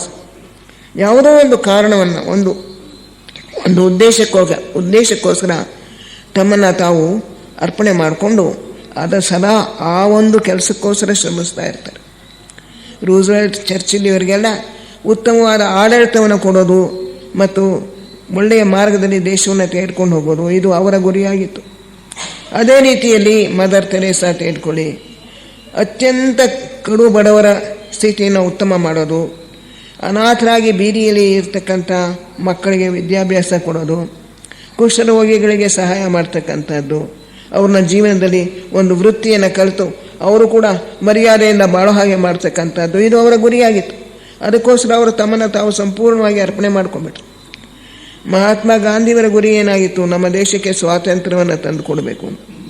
ಅದಕ್ಕೋಸ್ಕರ ಅವರು ಬೇಕಾದಷ್ಟೆಲ್ಲ ಜೈಲಿಗೆ ಹೋದರು, ಬೇಕಾದಷ್ಟು ಕಷ್ಟಗಳನ್ನು ಅನುಭವಿಸಿದ್ರು. ಡಾಕ್ಟರ್ ಆ್ಯನಿ ಬೆಸೆಂಟ್ರು ಜ್ಞಾನ ಪ್ರಸಾರ ಮಾಡಬೇಕು, ಜೊತೆಗೆ ನಮ್ಮ ಇಂಡಿಯಾ ದೇಶಕ್ಕೆ ಸ್ವಾತಂತ್ರ್ಯ ಬರಬೇಕು. ಥಿಯೋಸಾಫಿಕಲ್ ಸೊಸೈಟಿಯ ಪ್ರೆಸಿಡೆಂಟ್ ಆಗಿ ಕೆಲಸ ಮಾಡಿದ್ರು, ಸ್ಕೌಟ್ ಕಮಿಷನರ್ ಆಗಿ, ಚೀಫ್ ಕಮಿಷನರ್ ಆಗಿ ಎಲ್ಲ ಆಗಿ ಅವರು ಅತ್ಯಂತ ಹೆಚ್ಚಿನ ಒಂದು ಕೆಲಸ ಮಾಡೋದಕ್ಕೋಸ್ಕರ ಅವರಿಗೆ ಸಿಲ್ವರ್ ವುಲ್ಫ್ ಪ್ರಶಸ್ತಿ ಕೂಡ ಬಂತು. ನಾನಾ ರೀತಿಯಲ್ಲಿ ಮಕ್ಕಳ ವಿದ್ಯಾಭ್ಯಾಸಕ್ಕೋಸ್ಕರ ನಮ್ಮ ಭಾರತ ದೇಶ ಮಕ್ಕಳು ನಮ್ಮ ಭಾರತ ದೇಶದ ಬಗ್ಗೆ ಗೌರವ ತಾಳಬೇಕು, ನಮ್ಮ ಮತ ಧರ್ಮಗಳನ್ನು ತಿಳ್ಕೊಂಡಿರಬೇಕು ಅಂಥೇಳಿ ಅದಕ್ಕೋಸ್ಕರ ಅವರು ಶಾಲೆಗಳನ್ನು ಸ್ಥಾಪನೆ ಮಾಡಿದರು. ಹೀಗೆ ಒಂದು ಕಾಸ್, ಒಂದು ಕಾರಣಕ್ಕೋಸ್ಕರ, ಒಂದು ಉದ್ದೇಶಕ್ಕೋಸ್ಕರ ತಮ್ಮನ್ನು ತಾವು ಸಂಪೂರ್ಣವಾಗಿ ಅರ್ಪಣೆ ಮಾಡಿಕೊಂಡು ಹಗಲಿರಲು ಕೂಡ ಅದಕ್ಕೋಸ್ಕರವೇ ಕೆಲಸ ಮಾಡ್ತಕ್ಕಂಥದ್ದು, ಇದು ಇವರ ಗುರಿ. ಈಗ ಉದಾಹರಣೆಗೆ ಮೇಧಾ ಪಟ್ಕರ್ ಎಲ್ಲಿ ಹೋದರೂ ಕೂಡ ಅವರು ಈ ನಮ್ಮ ಪರಿಸರ, ಎನ್ವಿರಾನ್ಮೆಂಟ್, ಪರಿಸರದ ಒಂದು ಉಳಿಕೆಗೋಸ್ಕರ ಅದು ಸರಿಯಾಗಿರಬೇಕು ಅನ್ನೋದಕ್ಕೋಸ್ಕರ ತಮ್ಮನ್ನು ತಾವು ಅರ್ಪಣೆ ಮಾಡ್ಕೊಂಡ್ಬಿಟ್ಟಿದ್ದಾರೆ. ಉಪವಾಸ ಕೂಡ ಮಾಡ್ತಾರೆ. ಯಾವುದು ತಮಗೆ ಸರಿ ಅಂತ ತೋರುತ್ತೋ ಅದಕ್ಕೋಸ್ಕರ ಸದಾ ಹಗಲು ಇರಲು ಕೂಡ ಅವರು ಶ್ರಮಿಸ್ತಾ ಇರ್ತಾರೆ. ಹೀಗೆ ಇವರೆಲ್ಲರೂ ಕೂಡ ಸೆಲ್ಫ್ ಆ್ಯಕ್ಚುಲೈಸ್ ಪೀಪಲ್ ಅಂತ ನಾವು ಕರಿಬೋದು. ಒಂದು ಉದ್ದೇಶಕ್ಕೋಸ್ಕರ ತಮ್ಮನ್ನು ತಾವು ಸಮರ್ಪಣೆ ಮಾಡಿಕೊಂಡು ಅದನ್ನು ಕಾರ್ಯಗತ ಮಾಡೋದರಲ್ಲಿ ನಿರತರಾಗಿರ್ತಕ್ಕಂಥವರು ಬೇರೆಯವರ ಅಭಿಪ್ರಾಯಗಳನ್ನು ಅವರು ಅಷ್ಟಾಗಿ ಲಕ್ಷಿಸೋದಿಲ್ಲ. ಬೇರೆಯವರು ಅವರನ್ನ ತೆಗಳಿ, ಅವ್ರ ಅಥವಾ ದೂಷಿಸಲಿ, ಏನಾದರೂ ಮಾಡಲಿ, ಅವ್ರಿಗೆ ಅದನ್ನು ಹಚ್ಕೊಳ್ಳೋದೇ ಇಲ್ಲ ಮನಸ್ಸು. ಹೀಗೆ ನಾವು ನಮ್ಮ ಜೀವನಕ್ಕೆ ಒಂದು ಉದ್ದೇಶ ಇಟ್ಕೋಬೇಕು. ಈ ಜೀವನದಲ್ಲಿ ನಾನು ಏನನ್ನು ಸಾಧಿಸಬೇಕಾಗಿದೆ, ಏನನ್ನು ಸಾಧಿಸೋ ಶಕ್ತಿ ಇದೆ ನನಗೆ, ಬರವಣಿಗೆ ಶಕ್ತಿ ಇದೆಯಾ ನನಗೆ, ಅಥವಾ ಉತ್ತಮ ಉಪನ್ಯಾಸಗಳನ್ನು ಕೊಡೋ ಶಕ್ತಿ ಇದೆಯಾ, ಅಥವಾ ಪುಸ್ತಕಗಳನ್ನು ಓದಿಕೊಂಡು ಅದರ ಒಂದು ವ್ಯಾಸಂಗ ನಾನು ಚೆನ್ನಾಗಿ ಮಾಡಿ ಬೇರೆಯವರಿಗೆ ಆ ತಿಳುವಳಿಕೆಯನ್ನು ಕೊಡ್ತಕ್ಕಂಥದ್ದು, ಸ್ಟಡಿ ಕ್ಲಾಸು ಇಂಥದ್ದು ಮಾಡೋ ಶಕ್ತಿ ಇದೆಯೇ? ಯಾವ ಒಂದು ಶಕ್ತಿ ಇದೆ? ಅಥವಾ ಯಾವುದಾದ್ರೂ ಒಂದು ಸಹಾಯಕ ಸಂಸ್ಥೆ, ಸ್ತ್ರೀ ಸಂಸ್ಥೆ ಅಥವಾ ಬೇರೆ ಸೇವಾ ಸಂಸ್ಥೆಗಳು, TOS, ಯಾವುದೋ ಒಂದು ಸಂಸ್ಥೆಯಲ್ಲಿ ನಾನು ಯಾವ ರೀತಿ ಸೇವೆ ಸಲ್ಲಿಸ್ಬೋದು, ಯಾವ ಕೆಲಸ ಮಾಡಿದ್ರೆ ನನಗೆ ಆಂತರಿಕ ತೃಪ್ತಿ ಸಿಗುತ್ತೆ, ಅದು ಬಹಳ ಮುಖ್ಯ. ಇನ್ನರ್ ಸ್ಯಾಟಿಸ್ಫ್ಯಾಕ್ಷನ್, ಈ ಆಂತರಿಕ ತೃಪ್ತಿ ನಮಗೆ ಯಾವುದರಲ್ಲಿ ದೊರಕುತ್ತೆ ಅಂಥ ಒಂದು ಕೆಲಸವನ್ನು ನಾವು ಆರಿಸ್ಕೊಂಡು ನಮ್ಮನ್ನು ನಾವು ಅದರಲ್ಲಿ ತೊಡಗಿಸ್ಕೊಳ್ಬೇಕು. ಕ್ರಮೇಣ ನಮ್ಮ ಜೀವನವೆಲ್ಲ ಅದಕ್ಕೋಸ್ಕರ ಮುಡುಪಾಗಬೇಕು.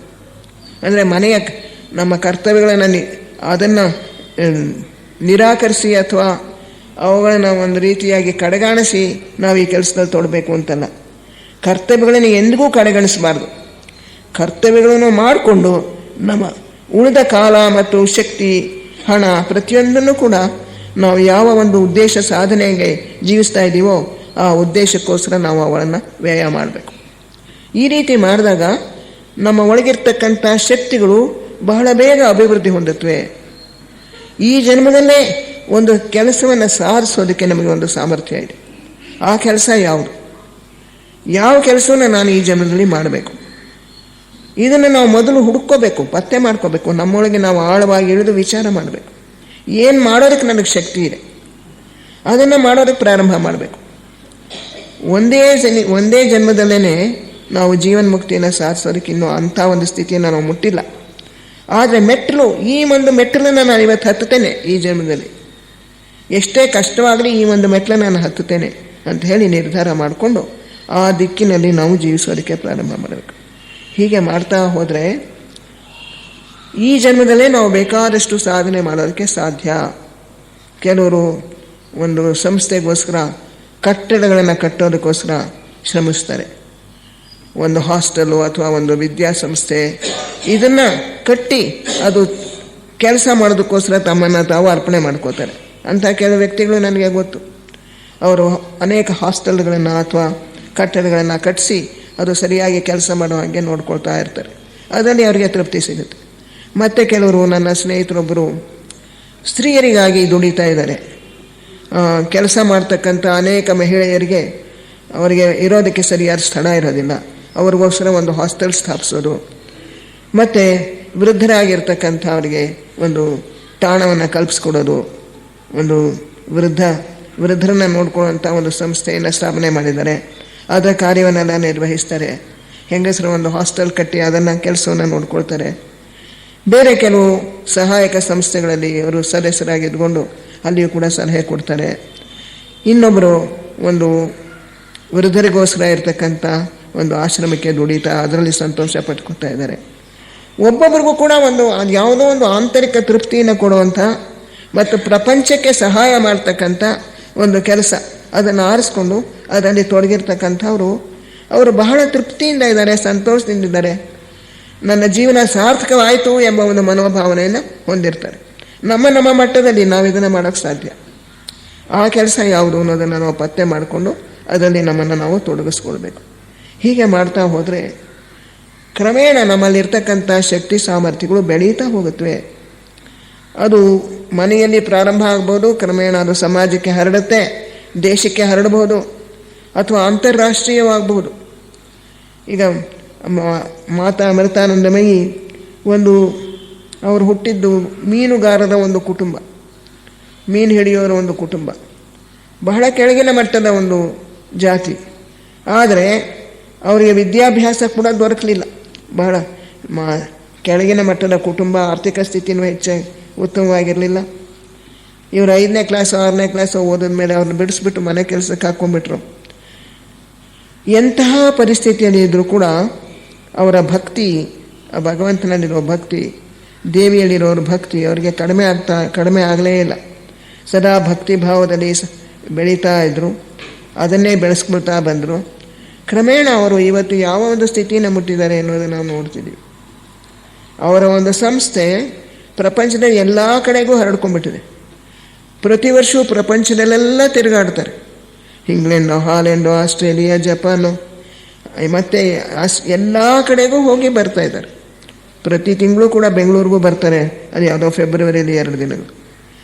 ಅನೇಕ ವಿದ್ಯಾಸಂಸ್ಥೆಗಳನ್ನು ಪ್ರಾರಂಭಿಸಿದ್ದಾರೆ, ಅನೇಕ ಆಸ್ಪತ್ರೆಗಳನ್ನು ಪ್ರಾರಂಭಿಸಿದ್ದಾರೆ. ಬಡ ಜನರಿಗೋಸ್ಕರ ಬೇಕಾದಷ್ಟು ಕೆಲಸ ಮಾಡ್ತಾ ಇದ್ದಾರೆ. ಮೀನುಗಾರರಿಗೆ ಅಲ್ಲಿ ವಸತಿ ಸೌಕರ್ಯಗಳನ್ನು ಕಲ್ಪಿಸಿದ್ದಾರೆ. ಅವರಿಗೆಲ್ಲ ಫ್ರೀ ಎಜುಕೇಷನ್, ಉಚಿತವಾದಂಥ ವಿದ್ಯಾಭ್ಯಾಸ, ಉಚಿತವಾದಂಥ ವೈದ್ಯಕೀಯ ಸೌಲಭ್ಯ ಇದನ್ನೆಲ್ಲ ಕಲ್ಪಿಸಿ ಪ್ರಪಂಚಾದ್ಯಂತ ಪ್ರೇಮದ ಸಂದೇಶ, ಎಲ್ಲರೂ ಪ್ರೇಮದಿಂದ ಜೀವಿಸಬೇಕು, ಸಹಕಾರ ಮನೋಭಾವದಿಂದ ಜೀವಿಸಬೇಕು ಅನ್ನೋ ಒಂದು ಸಂದೇಶವನ್ನು ಹರಡ್ತಾ ಇದೆ. ಹೆಚ್ಚು ವಿದ್ಯೆ ಕಲ್ತಿಲ್ಲ ಅವರು, ಆದರೆ ತಮ್ಮೊಳಗಿರೋ ಈ ಒಂದು ಸಾಮರ್ಥ್ಯವನ್ನು ಬೆಳೆಸ್ಕೊಂಡು ಪ್ರಪಂಚಕ್ಕೆಲ್ಲ ದೊಡ್ಡ ಉಪಕಾರಿಯಾಗಿ ಬಾಳ್ತಾ ಇದೆ. ಇದೇ ರೀತಿ ನಾವು ಅನೇಕ ವ್ಯಕ್ತಿಗಳನ್ನ ನೋಡ್ಬೋದು, ಬೇರೆ ಬೇರೆ ಕೆಲಸಕ್ಕೆ ತಮ್ಮನ್ನು ತಾವು ಅರ್ಪಣೆ ಮಾಡ್ಕೊಂಡಿರುವಂಥವ್ರು. ನಮ್ಮಿಂದ ಅಷ್ಟು ದೊಡ್ಡ ಕೆಲಸ ಆಗದೇ ಇರ್ಬೋದು, ನಾವು ಅಷ್ಟೊಂದು ಆಧ್ಯಾತ್ಮಿಕವಾಗಿ ಬೆಳೆದಿಲ್ಲದೆ ಇರ್ಬೋದು, ಆದರೆ ನಮ್ಮ ಮಟ್ಟದಲ್ಲಿ ನಾವು ಯಾವುದಾದ್ರೂ ಒಂದು ಕೆಲಸ ಮಾಡೋಕ್ಕೆ ಸಾಧ್ಯ. ಆದರೆ ಇದಕ್ಕೆ ನಮ್ಮ ಒಳಗಿರೋ ಸಾಮರ್ಥ್ಯವನ್ನು ನಾವು ಪತ್ತೆ ಮಾಡ್ಕೋಬೇಕು.